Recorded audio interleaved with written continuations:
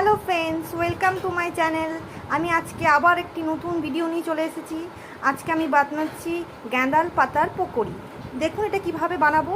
এই জন্য আমি গাছ থেকে ফ্রেশ গ্যাঁদাল পাতা তুলে নিয়েছি এবং তার সঙ্গে আমি দেব বেসন, চালের গুঁড়ো, কুচি করা পেঁয়াজ, এটা হচ্ছে জোয়ান, স্বাদ মতো নুন, একটু লঙ্কা কুচি আর কালো জিরে।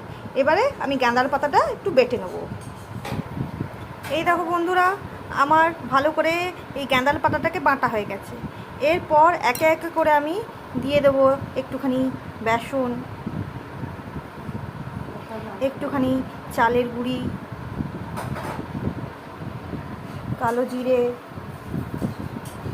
স্বাদ মতন নুন, কাঁচা লঙ্কা, একটুখানি জোয়ান আর একটুখানি পেঁয়াজ কুচি।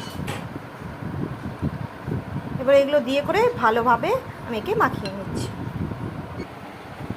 এই দেখো আমার ভালো করে মাখানো হয়ে গেছে। এবার আমি তেল গরম করে এগুলো বড়া ছেঁকে নেব। দেখুন বন্ধুরা, আমার তেল গরম হয়ে গেছে। এবারে আমি ওই পকোড়িগুলো আস্তে আস্তে ছেড়ে দেবো। এই যে আস্তে আস্তে করে এইভাবে ছেড়ে দেবো একটা একটা করে। এবারে আমি পকোড়িগুলো আগে ভেজে নিই, তারপরে দেখাচ্ছি। এই দেখো আমার পকোড়িগুলো সব ভাজা হয়ে গেছে। এরপর একের পর এক সব তুলে নেব। এই দেখুন আমি আমাকে সার্ভ করে দিয়েছি। আপনি এই রেসিপিটা ঘরে তৈরি করে দেখুন। যদি আপনার ভালো লাগে তাহলে আমার চ্যানেলে সাবস্ক্রাইব আর লাইক করবেন। আর এরপরে আবার নেক্সট ভিডিওতে দেখা হবে। Tata, bye bye.